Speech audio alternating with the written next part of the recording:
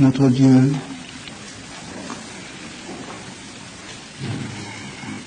puisque très bientôt nous aurons à te regarder en face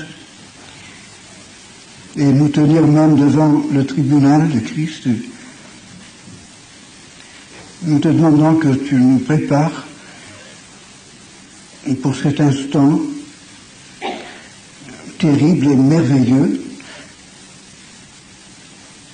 et que ce soir tu nous parles et que tu prépares notre cœur, tu prépares notre âme, pour que nous n'ayons pas de mauvaises surprises en ce jour-là. Tu nous as donné une vie, une seule courte vie sur cette terre, avec un temps extrêmement limité, pendant lequel tu nous permets de te chercher, de te connaître, de remporter le prix de la vocation céleste. Tu nous donnes en somme ce temps-là pour nous préparer en tant qu'épouse pour ce que tu appelles le mariage avec ton Fils. Et nous ne voudrions pas avoir honte en ce jour-là. Père, que pouvons-nous te dire sinon que nous comptons absolument, entièrement sur le fait que le sang de notre futur époux, Jésus-Christ, a été versé pour nous. Et que ce visage que nous allons regarder bientôt, et qui porte certainement encore les cicatrices de ta colère contre notre péché et de la méchanceté de notre race humaine, ce visage, nous voulons qu'il soit présent, actuel. Nous avons besoin, notre Dieu, de te voir, de te connaître. Nous avons besoin que tu nous parles, même si c'est pour nous jeter par terre dans la poussière. Mais au moins, parle-nous, dis-nous quelque chose, dis-nous l'essentiel, dis-nous ce que tu attends ton cœur, dis-nous la vérité, et surtout, amène-nous tout à nouveau au pied de notre Sauveur. Nous croyons que tu nous aimes, puisque tu nous le dis. Nous sommes tenus de le croire, puisque dans la croix de ton Fils, tu as exprimé un amour au-delà de tout ce que l'on pourrait imaginer ou calculer.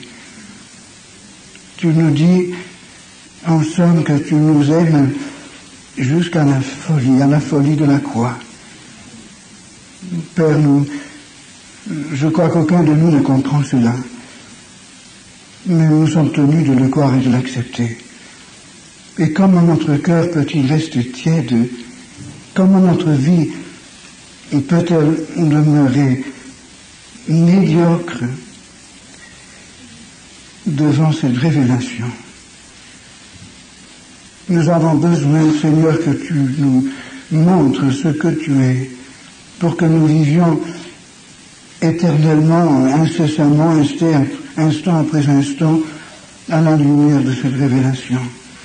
Nous voulons que la lumière de ta face chasse la dernière ombre d'incrédulité, de mondanité, de désir simplement charnel, tout ce qui provient de ce monde qui t'a crucifié, qui a crucifié ton Fils, tout ce qui vient de ce monde invisible qui nous enveloppe et qui nous pénètre trop facilement avec les ténèbres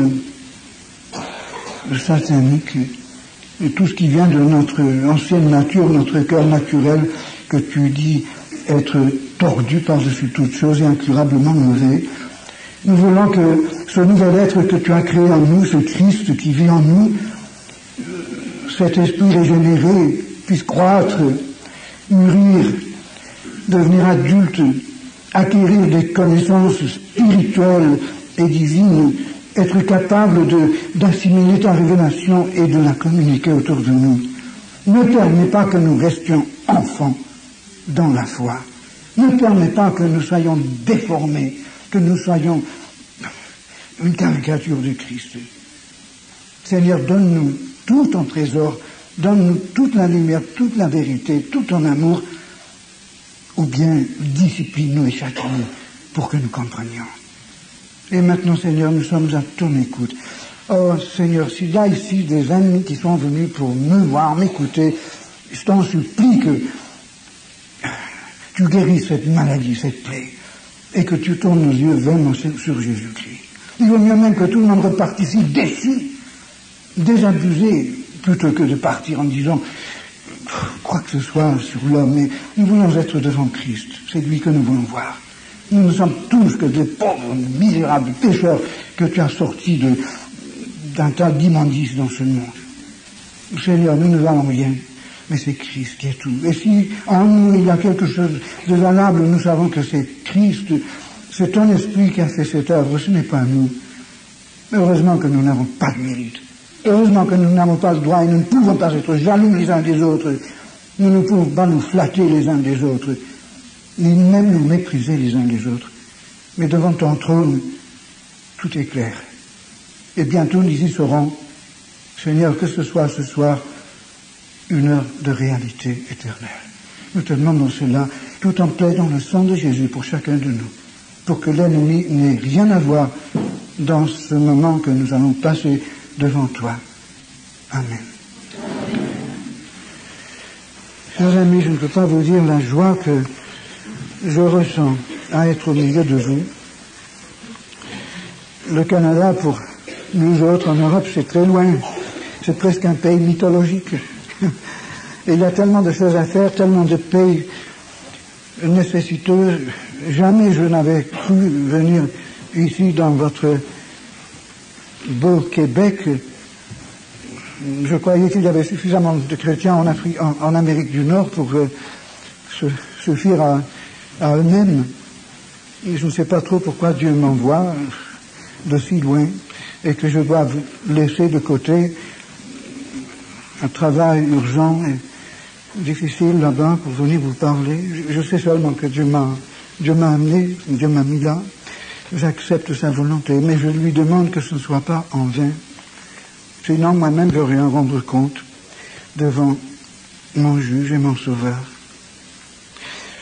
Heureusement que mon juge est mon sauveur.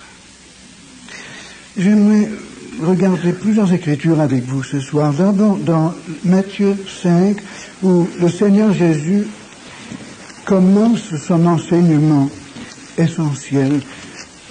Les chapitres 5, 6 et 7, nous les appelons le sermon sur la montagne, mais je suis sûr que le Seigneur a répété ces choses X fois. Ses disciples le suivaient de lieu en lieu, et je pense que Jésus répétait tous ces enseignements essentiels dans chaque ville, dans chaque région qu'il visitait. C'est pour cela que les disciples ont pu nous rapporter de façon si fidèle tous ces enseignements de Christ. C'est cela aussi qui explique les quelques petites divergences dans les 4 évangiles, divergences de vocabulaire, de style. C'est tout simplement parce que les disciples avaient entendu ces choses beaucoup de fois. Tout cela a été gravé dans leur esprit et chacun le racontait comme il se le rappelait. En tout cas, Matthieu, nous le savons, a été un témoin oculaire de Jésus-Christ depuis les premiers mois du ministère de Jésus. Et c'est lui qui nous rapporte ces paroles. Au verset 17, je pourrais peut-être, pendant quelques secondes, vous rappeler les béatitudes qui précèdent cette déclaration de Jésus, où il commence par dire « Heureux les pauvres ». Dans Luc, « Heureux vous qui êtes pauvres », en indiquant ses disciples.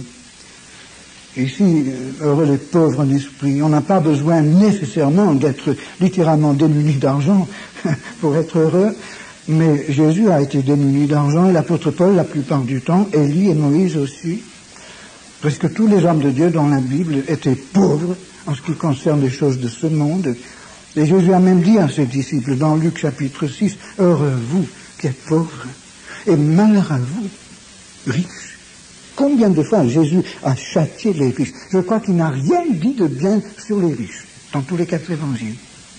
Et je crois que l'un des dangers qui nous guettent en Europe occidentale et en Amérique du Nord, qui sont, à part le Japon, les pays les plus riches du monde, je crois que nous sommes guettés par un danger terrible que nous ne soupçonnons pas. Parce que nous ne pouvons pas mesurer notre richesse en comparaison avec la pauvreté dans d'autres pays. Je remercie Dieu de ce que j'ai pu, dans mon travail pour Dieu, être la plupart du temps parmi des gens avec peu de moyens et même très pauvres. Je remercie Dieu d'avoir connu la pauvreté, moi-même d'avoir connu la disette, la misère pour Dieu, la faim littéralement, la persécution pour Jésus-Christ. S'il y a une chose dont je peux être fier devant le tribunal de Christ, c'est que j'ai souffert un petit peu pour lui. On n'a aucun droit d'être fier d'autre chose.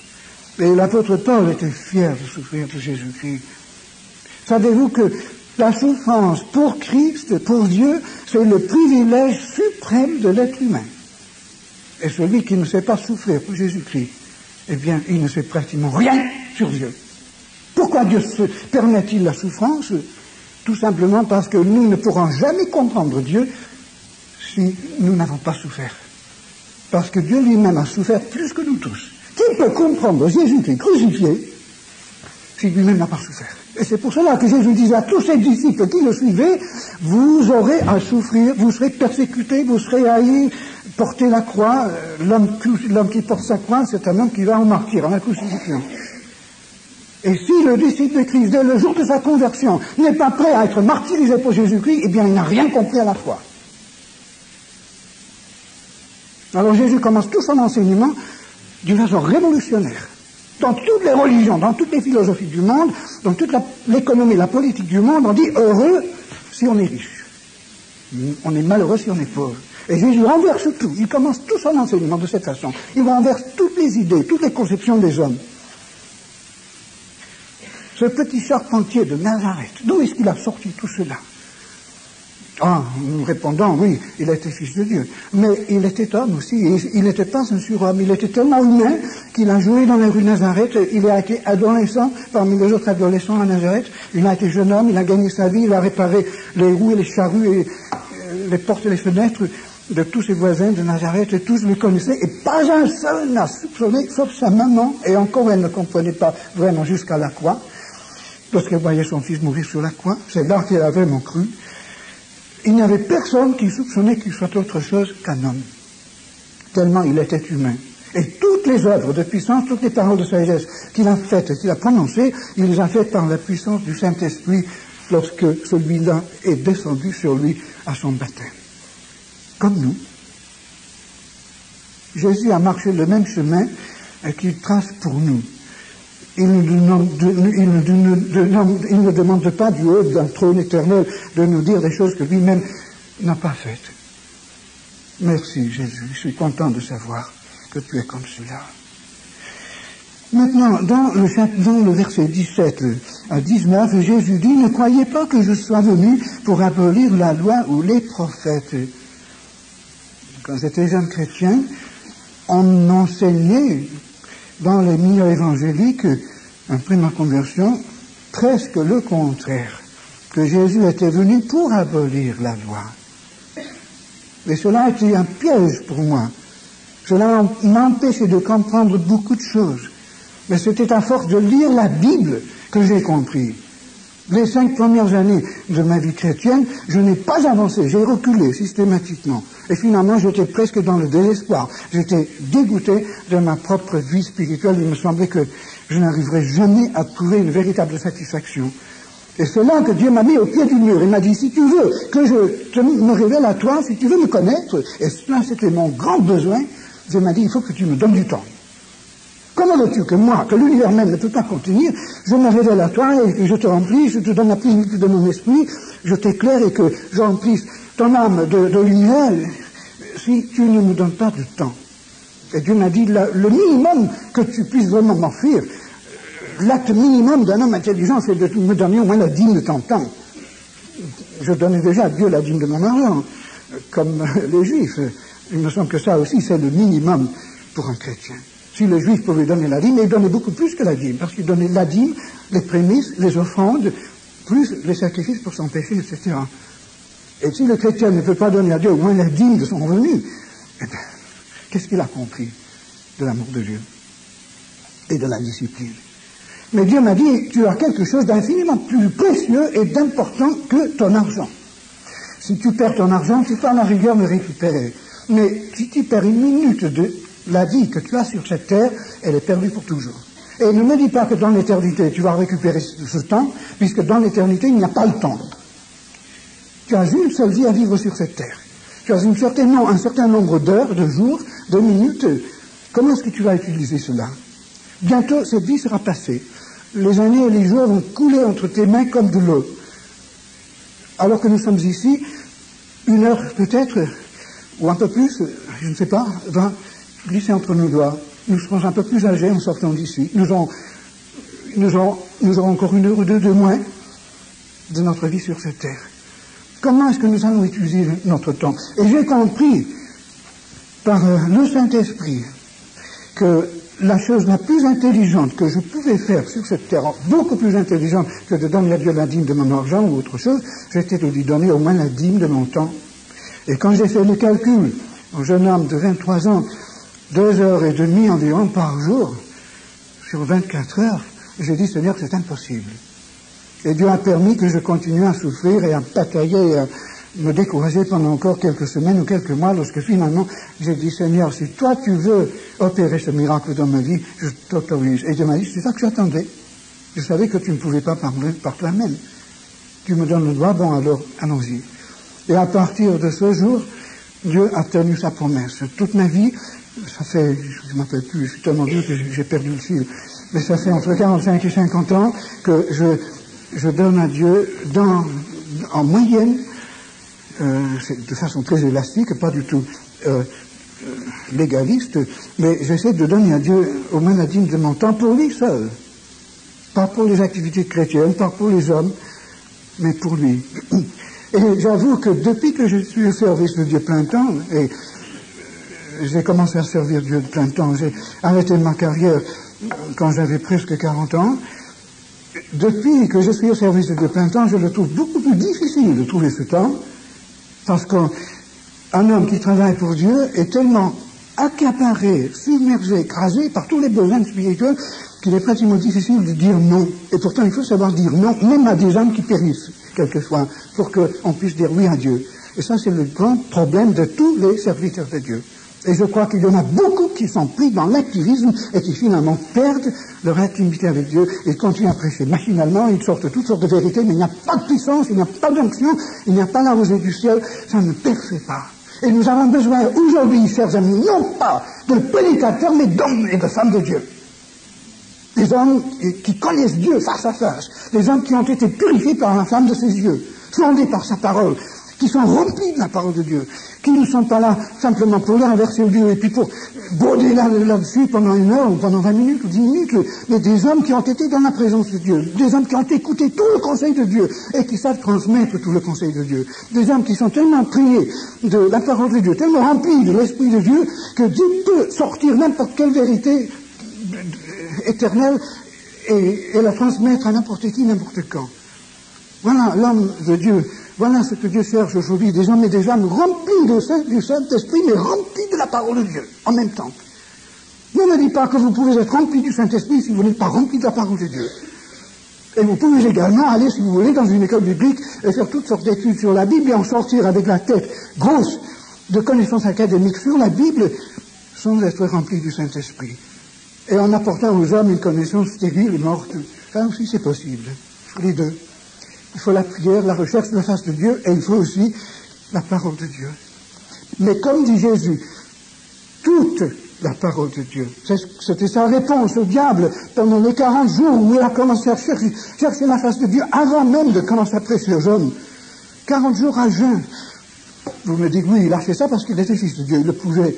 Moïse aussi l'a fait. Et lui n'était pas fils de Dieu. Mais si Jésus, qui était le fils de Dieu, avait besoin de passer 40 jours à jeûne dans le désert face à face avec Dieu et face à face avec le diable aussi, avant de pouvoir donner au monde le message que son Père lui confie. Qui sommes-nous pour prétendre que nous n'avons pas le droit de donner à Dieu beaucoup de temps? Et lorsque nous lisons les évangiles, nous voyons que Jésus était tout le temps en train d'échapper à la foule. Il était écrasé quand la foule était là, il répondait, il guérissait, il parlait, il exhortait, il consolait. Mais il était tellement harcelé par les besoins de l'humanité qu'il ne voulait pas perdre la priorité dans sa vie, qui était la recherche de la face de son Père. C'est pour cela qu'il se levait très tôt le matin, partait sur la montagne, partait quelquefois dans le désert, sur le mont de Transfiguration, 3 jours là, certainement sans manger. Et constamment il échappait, il s'évadait des nuits blanches, simplement pour maintenir sa communion avec son Père. Et qui sommes-nous, frères et sœurs? Qui sommes-nous, des êtres humains, des pécheurs, qui héritons de milliers d'années de péchés de nos ancêtres, qui sont affaiblis par tous ces milléniums de misère humaine? Qui sommes-nous dans notre civilisation moderne qui est tellement conçue pour que Jésus-Christ en soit pratiquement exclu, qui ne nous laisse pratiquement plus le temps de servir Dieu? Qui sommes-nous pour prétendre que nous n'avons pas besoin de passer au moins autant de temps avec Dieu que Jésus-Christ, le Fils de Dieu? Heureusement que nous ne sommes pas sous la loi, comme dit le Nouveau Testament. Il n'y a pas de l'égoïsme là-dedans. Dieu ne veut absolument pas qu'on se juge les uns les autres. Dieu ne veut absolument pas qu'on établisse une religion chrétienne avec des règlements à ce sujet. Dieu nous a libérés, comme dit l'apôtre Paul, de la malédiction de la loi. Il nous a libérés de ce légalisme, de ce fardeau, de cette crainte de ne pas y arriver. Mais Dieu nous a donné mieux que cela. Il a mis sa parole dans notre cœur. Et il nous a donné son esprit, qui est en nous. Nous avons en nous le pouvoir et le vouloir pour faire ce qu'aucun homme n'a pu faire, en essayant tout simplement de garder la loi de Dieu. Cela sort spontanément comme la fleur de la terre et comme le fruit sur l'arbre. On ne voit pas l'arbre en train de se battre et de se fouetter pour produire le fruit. Non. Apparemment, tout est calme. Mais il y a un ferment extraordinaire intérieur, comme chez le chrétien qui est calme, il est dans la paix, il ne panique pas, il compte sur la réponse de Dieu, il compte sur l'Esprit de Dieu. C'est cela marché par l'Esprit, par le moyen de l'Esprit. Et Dieu fait le travail. Seulement lui obéit chaque fois. Ça, c'est l'obéissance de la foi. Oh, mes amis, que Dieu remplisse le Québec d'hommes et de femmes de Dieu, pas tellement de chrétiens, mais d'hommes et de femmes de Dieu. Je continue. Je suis venu non pour abolir, mais pour accomplir. L'accomplir d'abord pour nous. Nous n'avons pas besoin d'accomplir la loi pour être sauvés. Nous sommes sauvés parce que Christ a accompli la loi pour nous. Et toutes nos défaillances, nos innombrables manquements et infractions de la loi de Dieu, Jésus les a payées dans son corps sur la chair et avec son sang. Nous sommes sauvés, comme dit Paul, gratuitement, par la pure grâce de Dieu, tout simplement parce que Jésus a versé son sang. C'est notre seule base du salut. Mais alors, une fois que nous avons accepté Jésus-Christ, nous acceptons son esprit. À l'instant où nous croyons en Jésus-Christ, son esprit entre en nous. Il ne pouvait pas entrer avant puisque Dieu nous en voulait à cause de notre péché. Mais à partir du jour où j'accepte de m'identifier à Jésus-Christ, devant Dieu et devant les hommes, Dieu m'identifie à son Fils. Et en cet instant, mon péché devient le péché de Jésus. Il le prend sur lui. Nous sommes un. Nous sommes identifiés comme une jeune fille qui épouse, qui n'a pas un sou au monde et qui épouse un garçon qui a 3 châteaux et je ne sais pas combien d'usines. Eh bien, dès qu'elle a dit oui, dès qu'elle a signé, dès qu'elle a l'alliance sur la main, elle a des châteaux, des usines et tout. Pourquoi? Tout simplement parce qu'elle est unie à ce garçon qu'il aime et qui possède toutes ces choses. Et de même, Dieu nous demande de nous unir à Jésus-Christ, d'accepter d'être unis. En ce moment, ce sont les fiançailles. Bientôt, ce sera le mariage à son retour. Mais alors, si je suis fiancé à Jésus-Christ, cela veut dire que tout ce que Jésus-Christ a et tout ce qu'il est, potentiellement, est à moi déjà. Mais alors, c'est réciproque. Tout ce que je suis et tout ce que j'ai lui appartient aussi. Voilà ce que c'est que l'amour. L'amour ne peut pas exister sans la réciprocité. Montrez-moi ici la jeune fille qui accepterait d'épouser un garçon qui garde la moitié de chaque semaine pour une autre fille ou pour 36 autres femmes. Non, ce n'est pas possible. On ne peut pas aimer de cette façon. Ce n'est pas l'amour. L'amour demande tout et donne tout. Et Dieu est amour, il est jaloux, comme dit Jacques dans son épître, l'esprit qui est en nous nous réclame avec jalousie, mais parce que Dieu est amour, il est jaloux et il exige notre amour. Et il n'est pas satisfait avec moins que cela. Alors Jésus a donc accompli la loi pour nous, mais maintenant que nous l'avons accepté, il commence à accomplir la loi de Dieu en nous. Nous sommes un avec Christ. Donc mon péché est devenu le péché de Christ, et la mort de Christ maintenant est mon péché, et Dieu considère que je suis mort, enseveli. Donc la loi de Dieu n'a plus rien contre moi. La loi de Dieu, au lieu de me condamner, maintenant me justifie. Et lorsque le diable vient avec ses accusations et dit, oui, il fait ceci, il fait cela, et il n'est pas digne, il mérite l'enfer, Dieu répond, oui, c'était vrai hier, mais pas maintenant. Ma loi s'interpose. Satan, tu n'as rien à dire. Ta bouche est fermée. Devant Dieu, nous avons chacun un accusateur et un avocat. L'accusateur qui nous accuse nuit et jour devant Dieu, qui accuse les frères nuit et jour devant Dieu, et notre avocat qui prie pour nous nuit et jour devant Dieu, qui intercède sans cesse pour nous devant Dieu. Et c'est lui qui répond aux accusations du diable. Le diable veut nous faire croire que nous sommes encore condamnés par Dieu. Chaque fois qu'on pêche, on est écrasé, on est culpabilisé, mais Dieu nous demande simplement de reconnaître la vérité. Comme l'inconverti est régénéré uniquement par la foi en Christ, mais non pas une foi simplement intellectuelle, ni une croyance, ni même un simple acte de volonté, mais par un acte de Dieu qui bouleverse son être, qui le transforme et qui lui donne l'Esprit de Dieu. À partir de ce moment, il est né nouveau. Mais au chrétien, Dieu ne lui redemande pas un acte de foi semblable, puisque Dieu, en tant que juge, a pardonné tout son péché. Dieu n'a pas besoin de nous pardonner à nouveau en tant que juge.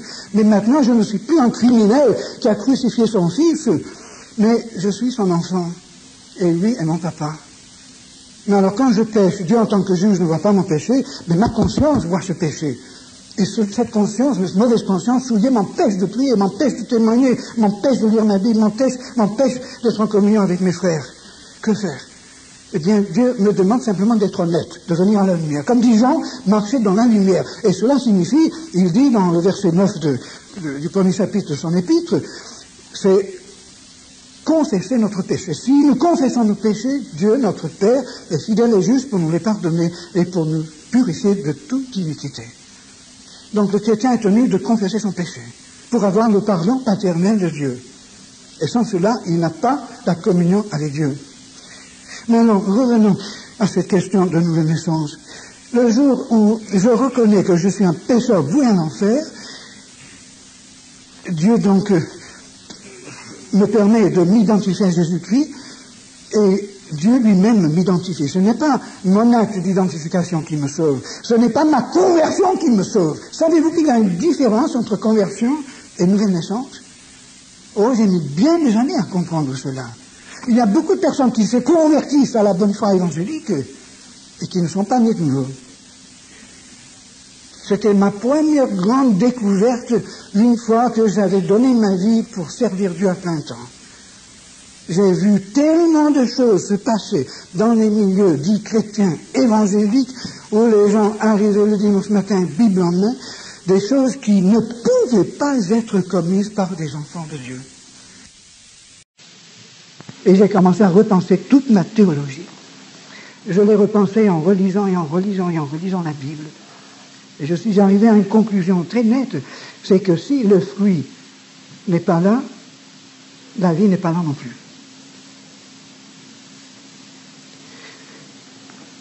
Je me rappelle un vieux serviteur de Dieu que j'ai connu il y a bien des années, quand j'étais encore jeune dans la foi. C'était un véritable saint. Il avait gagné beaucoup d'âmes au Seigneur, il avait fondé une église, et il m'a dit, Ralph, tu sais, quelquefois, je me saisis, pour ainsi dire, presque par les cheveux ou la nuque, et je me pose la question, Freddy, est-ce que tu es vraiment, honnêtement, authentiquement sauvé? Et il réexaminait sa position devant Dieu. Il ne voulait pas aller dans l'au-delà, bercé d'illusions. Il ne voulait pas se trouver devant Dieu finalement non régénéré. Et moi j'ai appris à faire la même chose, à me reposer la question, est-ce que je suis vraiment un enfant de Dieu? Et savez-vous comment je sais que je suis un enfant de Dieu? Chaque fois je reviens à une seule vérité. Je sais que je suis un enfant de Dieu, non pas parce que j'ai servi Dieu depuis une trentaine d'années ou plus, non pas parce que je connais Dieu, enfin, je suis chrétien depuis 50 ans, non pas parce que Dieu a fait beaucoup de miracles et de choses formidables dans ma vie, non pas parce que j'ai vu quand même des transformations dans ma vie. Oui, tout cela, je reconnais que c'est une œuvre de Dieu, mais ce n'est pas cela qui me donne la certitude du salut. Je sais que je suis sauvé parce qu'il y a 2000 ans, Jésus est mort pour moi sur la croix. Et heureusement que Dieu m'a mis dans le cœur suffisamment de compréhension pour savoir qu'il était prêt à me pardonner. Et j'ai accepté le pardon de Dieu par la foi. Et je sais cette vérité par ce livre. Il y a 3 choses qui nous donnent la certitude du salut. D'abord, le sang de Christ. Ensuite, la parole de Dieu, les promesses, les déclarations formelles de la Bible. Et ensuite, la conviction intérieure qui vient du Saint-Esprit. Mais le Saint-Esprit ne nous donne pas ces convictions, sauf en basant tout ce qu'il nous dit sur la parole de Dieu. Et ce qu'il nous dit dans cette parole, c'est que le sang de Christ est notre seul espoir. Mais que cela suffit. Il ne serait pas mauvais, ce ne serait pas mauvais, mes frères et mes sœurs, et je vous dis à tous, si chacun se sondait ce soir, et peut-être même de temps en temps, pour se poser la question, est-ce que je suis vraiment né de nouveau?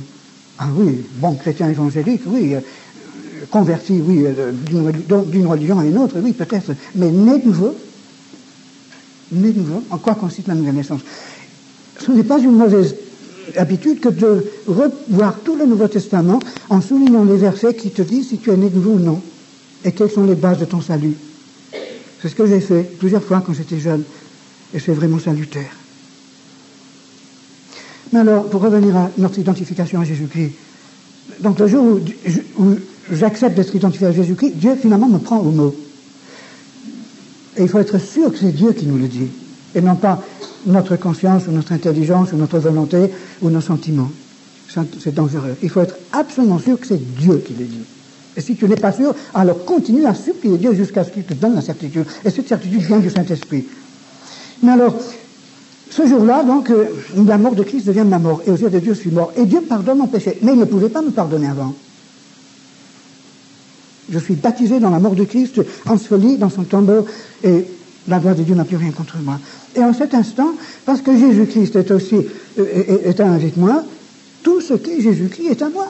Jésus est à moi avec toute sa justice, sa sagesse, son intelligence, sa puissance, sa justice, sa grâce, son amour, tout cela est à moi.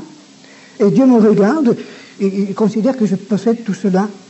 Et non seulement cela, mais maintenant mon âme, mon corps et mon esprit appartiennent à Jésus-Christ. Tout. Et il le prend. Il me donne en ce moment-là son esprit. Son esprit ne pouvait pas entrer en moi avant, puisqu'il y avait la barrière de mon péché. Maintenant que cette barrière est disparue aux yeux de Dieu, l'Esprit de Dieu entre en moi, il implante la parole de Dieu. La Bible nous dit, Jésus nous dit dans sa parole du semeur, que le semeur sème la parole. Et la Bible, c'est comme une graine, ou un grain de blé, qui tombe dans notre cœur. Mais caché dans le grain, il y a le germe de vie. Jésus est appelé la parole de Dieu, comme la Bible est la parole de Dieu. Et lorsque nous assimilons la Bible, nous recevons aussi ce germe de vie qui est Christ. Et avec l'appui du Saint-Esprit qui arrose notre âme morte, la terre morte de notre ancienne personnalité, ce germe commence à pousser des racines et à créer une tige. Et les racines prennent la terre de notre ancienne personnalité morte et façonnent un nouvel être. Lorsque nous plantons quelque chose dans la terre, au bout de quelques semaines ou de quelques jours même, il y a une nouvelle plante. Mais cette plante est composée de la terre morte. Et pourtant, le principe de vie, on a créé quelque chose de vivant et d'extraordinaire. Alors, l'Esprit de Dieu fait germer dans notre cœur la vie de Christ lui-même, le code génétique de Jésus-Christ qui est caché dans le germe de vie que la parole de Dieu commence à agir sur nous et créer un nouveau Ralph, une nouvelle Marie, un nouveau Pierre. Et c'est toujours toi, c'est toujours moi. Notre personnalité, loin d'être effacée et détruite, est développée. Et Dieu te fait, il te refait comme il t'avait voulu tout au début. C'est vrai, malheureusement, il n'arrive pas encore à refaire notre vilain visage physique, mais il refait l'intérieur. Et bientôt, nous aurons un corps qui correspondra à cette œuvre intérieure.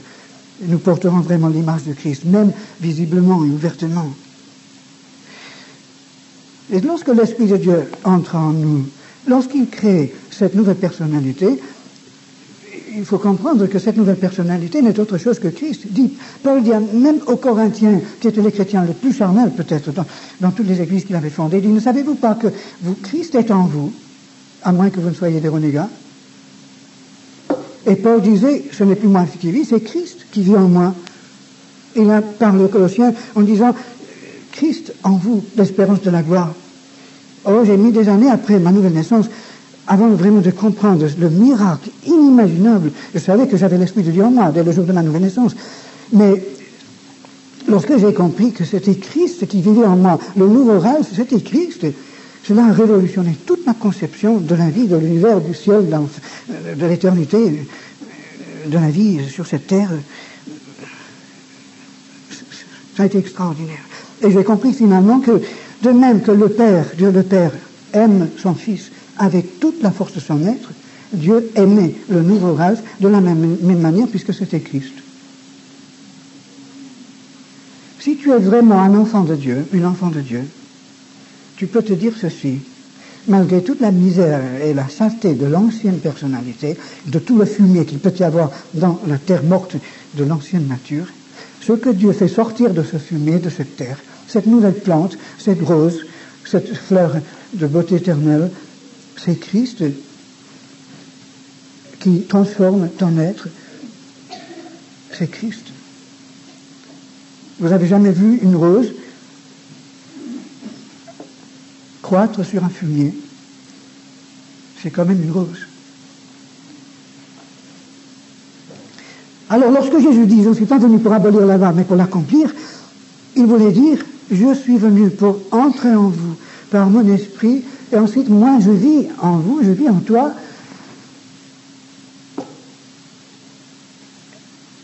Et cette nouvelle personnalité garde la loi de Dieu, accomplit la loi de Dieu spontanément. Ce n'est pas une question de sacrifice, ou de discipline, ou de souffrance. Non, mais c'est spontané. On fait ce que Dieu veut, on obéit à la Bible, parce que c'est dans cette nouvelle nature des choses. C'est une souffrance si on ne fait pas cela. L'apôtre Paul nous dit dans Galates chapitre 5 que le fruit de l'esprit est l'amour. Le Saint-Esprit, c'est comme la sève dans l'arbre de notre vie, qui produit le fruit. Le fruit vient tout spontanément. Il y a d'abord la fleur qui apparaît, c'est la fleur du caractère de Christ.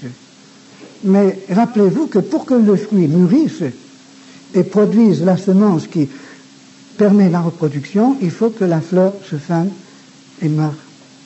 Et lorsque Dieu a finalement formé le caractère de Christ en nous, une fois que toute cette beauté de Christ commence vraiment à se concrétiser, c'est le moment où Dieu nous dit tout à nouveau, mais ce n'est que par la mort que tu puisses vraiment obtenir la maturité spirituelle qui permettra que je t'utilise. Il y a dans la nature que Dieu a créé d'innombrables illustrations des vérités spirituelles. On a tellement l'impression, et on nous enseigne souvent faussement dans notre monde moderne où tout doit être facile, tout doit être automatique, en poussant quelques boutons doctrinaux, en faisant quelques expériences, on peut avoir la plénitude de Dieu, on peut avoir une pleine satisfaction, etc. Mes chers amis, dites-vous bien qu'il n'y a qu'une seule manière de réaliser la vie de Christ, ou de permettre que Dieu réalise la vie de Christ, c'est en permettant que Dieu nous identifie totalement à son Fils. Et cette identification signifie que nous sommes identifiés avec lui dans sa mort et dans sa vie de résurrection. On me répond, oui, très bien, ça s'est passé il y a 20 ans quand je me suis converti. Mais ça devrait se passer à chaque instant de notre vie.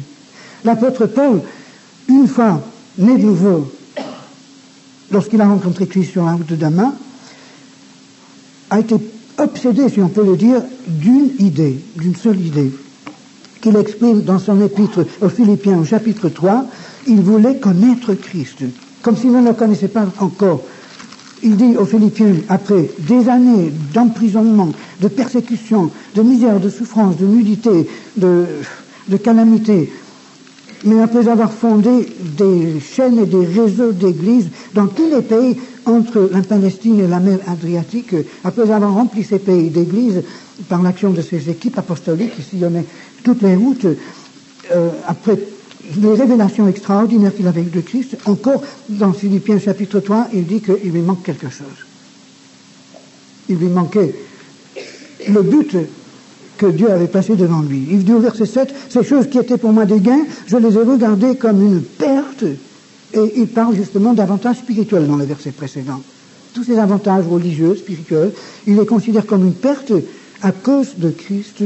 Et même, je regarde toutes choses comme une perte, le mot grec est très fort, à cause de l'excellence, ou mieux traduit, la supériorité de la connaissance de Jésus-Christ. Donc, tous les avantages qu'on puisse avoir, même des avantages spirituels et religieux, même une belle chapelle comme ceci, même, enfin, tout ce qu'on veut, pour Paul, tout ça, c'était une perte en comparaison avec une chose qui était infiniment meilleure, c'était la connaissance de Jésus-Christ. Et il continue à dire, pour lequel j'ai renoncé à tout, et je les regarde comme de la boue. Oui, même tous ces avantages spirituels, il les regarde comme de la boue, parce qu'il y a quelque chose de meilleur. Et d'être trouvé en lui, non avec ma justice, celle qui vient de la loi, mais avec celle qui s'obtient par la foi en Christ, la justice qui vient de Dieu par la foi, afin de, voilà le but de sa course, voilà le but de sa recherche, afin de connaître Christ. Comment Paul, tu ne connais pas Christ? Tu l'as vu sur la route de Damas, tu l'as vu dans toutes les Écritures de l'Ancien Testament, tu as connu maintenant tous les faits de l'Évangile, tu as même donné à Luc tous les matériaux pour qu'il écrive son Évangile. Comment tu ne connais pas Christ?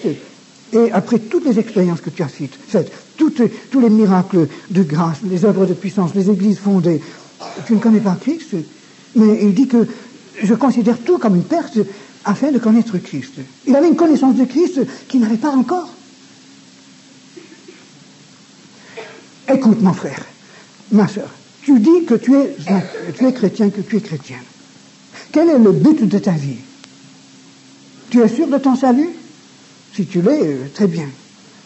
Mais rassure-toi encore. Mais, une fois sauvé, qu'est-ce que tu vises? Quel est le but? Tu es né de nouveau? Tu es un bébé? C'est formidable. Et tu veux rester bébé pendant 40 ans? Oh, j'ai connu combien de chrétiens qui sont restés de véritables bébés spirituels pendant des années. Un bébé, c'est délicieux. Mais un bébé de 40 ans, c'est à se faire arracher les cheveux. Ce qu'il y a de plus terrible. Vous savez, le monde évangélique, peut-être pas au Québec, puisque vous êtes super, mais dans la plupart des pays du monde, les églises, même évangéliques, sont bourrées de chrétiens qui sont bébés spirituels. Comme Paul dit aux Corinthiens, je n'ai pas pu vous donner une nourriture solide, et encore maintenant vous ne pouvez pas le supporter. Vous êtes encore de véritables enfants, vous êtes infantiles. Et même dans l'Épître aux Hébreux, l'auteur dit, vous ne pouvez pas supporter cela. Je ne peux pas vous dire tout ce que je voudrais sur Christ, parce que il faut encore que je te donne ton biberon. Tu n'es pas capable d'assimiler une nourriture solide. Tu devrais, après toutes ces années de conversion, tu devrais pouvoir enseigner les autres. Tu devrais être un homme de Dieu, une femme de Dieu. Et encore, on a besoin de te donner un biberon. Quel est ton but? Qu'est-ce que tu vises? Tu veux être un bon petit chrétien, au culte dimanche matin, un petit peu d'argent dans la quête, et puis pas faire trop de mal, gagner peut-être même une âme ou deux, ou avoir une bonne apparence, tout ce qu'on veut, ou bien est-ce que tu as le but qu'avait l'apôtre Paul? Tu sais, si tu ne cherches pas autre chose que ce que cherchent beaucoup de chrétiens aujourd'hui, tu ne l'auras pas, tu ne trouveras pas. Il faut viser le plus haut possible. Et Paul visait ici à quelque chose qui était pratiquement incalculable. Et il dit qu'il n'a pas encore trouvé. C'était un homme maintenant de, je ne sais pas, 60 ans peut-être. entre 55 et 65 ans, et il avait fait plus d'expérience de Dieu, il avait plus de travail pour Dieu que peut-être n'importe qui dans l'histoire de l'Église. Et encore, il dit qu'il n'est pas sûr de l'avoir trouvé. Et il cherche à connaître Christ et la puissance de sa résurrection, enfin les deux choses, à la fois la puissance de sa résurrection et aussi le partage ou la communion de ses souffrances. En devenant conforme à lui dans sa mort pour parvenir à l'appui, si je le puis, à quelque chose à quoi. Paul veut connaître Christ, il veut être tellement identifié à Jésus-Christ dans sa vie de tous les jours, dans sa marche avec Dieu, qu'il veut connaître Christ dans la puissance de sa résurrection, mais aussi dans la conformité à sa mort. Il est prêt au martyr. D'ailleurs, il a toujours vécu en martyr, pour ainsi dire. Le mot grec martyros signifie un témoin. Mais dans l'Église primitive, il y avait tellement de témoins de Jésus-Christ qui étaient mis à mort pour lui que le mot martyros est devenu notre mot martyr. Mais c'est le même nom grec. Témoin, être témoin du Christ, ça veut dire qu'on est prêt à être martyrisé. Et on le sera probablement. D'ailleurs, il est très possible, chers amis, que nous autres, beaucoup d'entre nous ici, nous soyons appelés à choisir un jour entre le martyr et le compromis. Moi, j'ai vécu de cette façon pratiquement depuis ma nouvelle naissance. Il y a 5 ans, je suis tombé malade d'une leucémie. Et j'étais condamné. La leucémie, d'ailleurs, la forme la plus mortelle de la leucémie. Mais 2 choses m'ont convaincu que je n'allais pas mourir. D'ailleurs, à partir du jour où plusieurs de mes fils spirituels sont venus de l'autre côté du pays, enfin de plusieurs coins de la France, pour prier autour de mon lit, alors que j'étais à un pas de la mort. Lorsqu'ils m'ont fait l'onction d'huile et ont prié pour moi, à partir de ce moment, j'ai commencé à remonter la pente. Actuellement, les médecins me disent qu'ils pensent que je suis guéri de ma leucémie. Mais je ne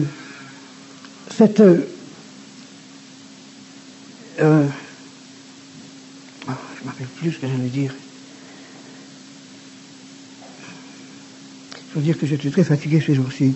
Pourquoi est-ce que j'ai dit ça?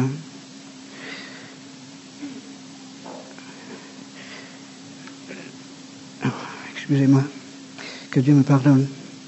En tout cas, assez de moi, et je reviens à ceci.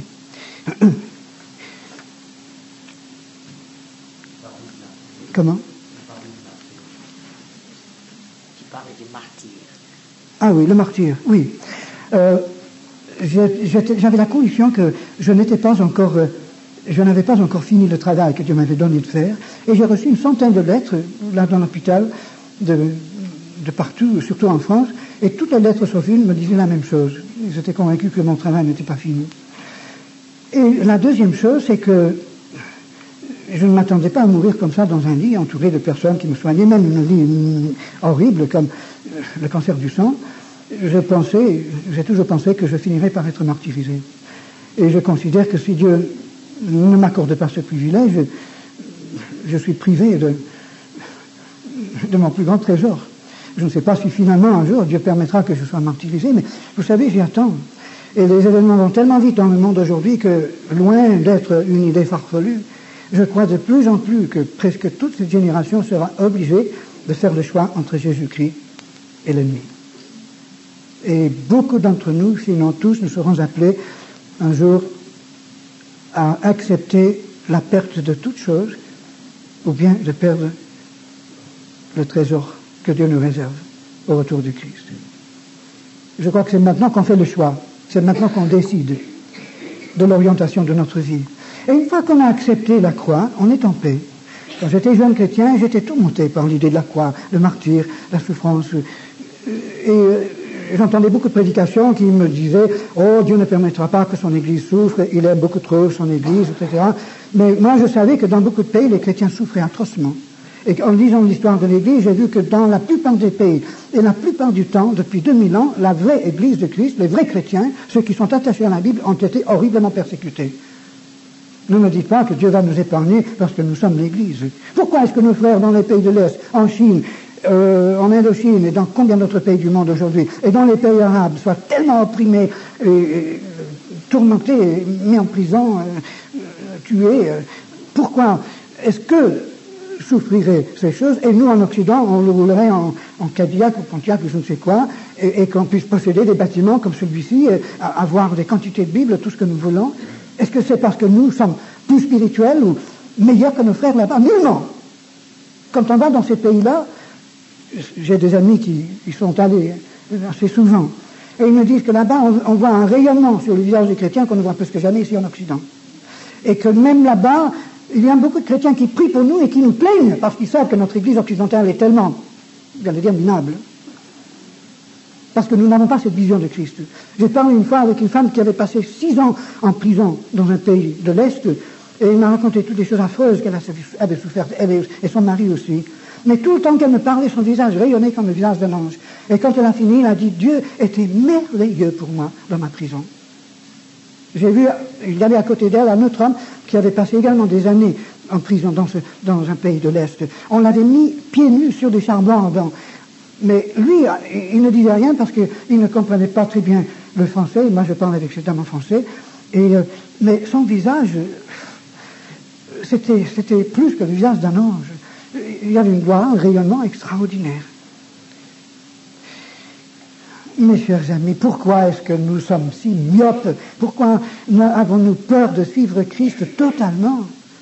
Ne savons-nous pas qu'à l'instant de révélation de la face de Dieu en Christ vaut une vie entière de souffrance? Celui qui a vu Dieu de près, celui qui a reçu de Dieu une révélation, j'allais dire absolue, mais ce n'est guère possible, mais une révélation extraordinaire de sa face, de sa personne. Il ne compte plus les cicatrices. Il compte une seule chose, c'est le temps qu'il peut passer avec Dieu face à face. Il compte les minutes jusqu'au retour de Christ, où il le verra sans voile.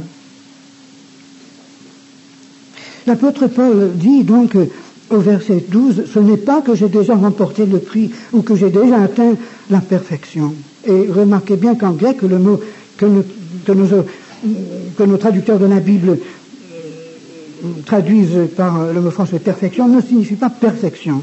Le mot grec telaia signifie ce qui est complet, total, entier. Et Jésus a dit à ses disciples, soyez parfaits comme votre Père Céleste est parfait.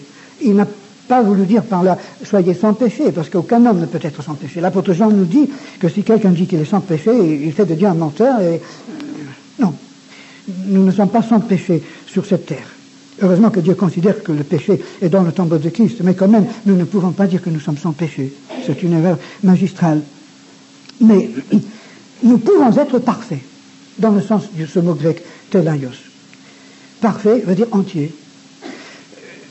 Dans l'Ancien Testament, il y a un verset qui dit « Heureux ceux qui le cherchent de tout leur cœur ». Et c'est ça le secret. La recherche de Dieu de tout notre cœur. Ce que Dieu demande de nous, ce n'est pas l'impeccabilité, puisqu'il sait que c'est impossible tant que nous avons la racine de péché en nous, mais il demande un cœur entier. Pourquoi? Parce qu'il est amour. La jeune fille ici, qui désire épouser un garçon, elle veut que ce garçon l'aime, elle, d'une façon entière et totale, et qu'il n'y ait absolument rien qui brouille cet amour. L'amour ne peut pas marchander. L'amour ne peut pas tolérer autre chose que la réciprocité totale. Et c'est cette perfection que Dieu exige. Et pourtant, Paul ici dit qu'il ne se considère pas encore comme ayant atteint cette totalité, cette perfection. Mais il court toujours, mais je cours pour tâcher de saisir, puisque moi aussi j'ai été saisi par Jésus-Christ. Au mieux traduit du grec, je veux saisir la chose pour laquelle j'ai été saisi par Jésus-Christ. Je veux saisir ce quelque chose que Christ avait en vue quand il m'a saisi. Et il dit, frère, je ne pense pas avoir saisi, mais je fais une chose, oubliant ce qui est en arrière, me portant vers ce qui est en avant, je cours vers le but, non pas je marche, mais je cours vers le but pour remporter le prix de la vocation céleste de Dieu en Jésus-Christ. Mais revenons au verset 11. Il dit que je veux connaître Christ dans sa résurrection et dans sa souffrance. Paul savait très bien qu'il ne pouvait pas expérimenter la vie de puissance de résurrection du Christ s'il ne connaissait pas aussi la croix, l'ignominie, la souffrance du Christ. Mais il dit, pour parvenir, si je le puis, à la résurrection d'entre les morts. Ce verset a troublé beaucoup de personnes. Même les théologiens ne sont pas toujours d'accord sur l'interprétation de ce verset. Certains pensent que l'apôtre Paul n'était même pas sûr de ressusciter au retour de Christ. Mais ça c'est faux, parce qu'il nous dit, par exemple dans 1 Corinthiens 15, que nous serons tous ressuscités En un instant, en un clin d'œil, à la dernière trompette, quand Christ viendra, tous nous partirons pour être avec lui. Paul était sûr de ressusciter, mais il n'était pas sûr d'atteindre ce qu'il appelle ici la résurrection d'entre les morts. Ici, il ne parle pas du futur, il ne parle pas de l'au-delà, il ne parle pas du retour de Christ, il parle de maintenant. Il veut connaître Christ maintenant, dans sa mort, dans sa résurrection. Et il veut atteindre une certaine connaissance de Christ qu'il appelle la résurrection. C'est-à-dire, moi je suis sûr que c'est ici la pensée de Paul. Paul dit qu'il pense que c'est possible sur cette terre pourrie, dans ce corps encore mortel et non racheté, ce sera racheté au retour du Christ, qu'il était possible d'avoir une telle connaissance de Christ qu'on vit actuellement comme si on était déjà ressuscité, comme connaître Christ maintenant, plutôt comme on va le connaître. Ça, c'était le but de Paul. S'il y a dans cette salle, ce soir, dans cette chapelle, quelqu'un qui croit avoir atteint ce but lui-même, eh bien, je vous demande de vous lever.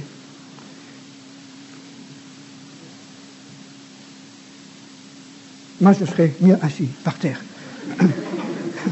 Je ne suis pas debout parce que je crois l'avoir atteint. Je suis le dernier. D'ailleurs, je serai